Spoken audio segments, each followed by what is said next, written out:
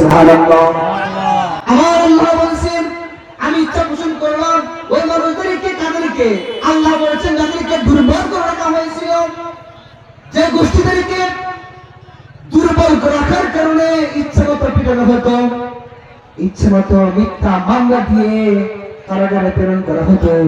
আল্লাহ বলছেন আমি ইচ্ছা পোষণ করলাম ওই মানুষদেরকে আমি আল্লাহ রাব্বুল আলামিন আমার গোটা সমাজের নেতৃত্ব আমি আল্লাহ তাআলার হাতে তুলে দেব।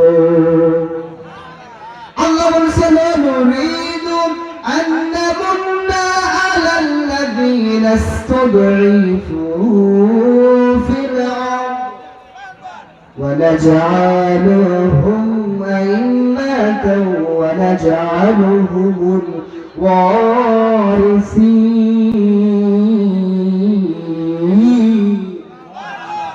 আল্লাহ তাআলা বলছেন আমি আল্লাহ তাআলা ইচ্ছা পোষণ করলাম ওই মানুষদেরকে আমি আল্লাহ রাব্বুল আলামিন আমার গোটা সমাজের নেতৃত্ব তুলে দেব, ক্ষমতা তুলে দেব। কোন কাফের মুশরিক ঠেকাতে পারবে?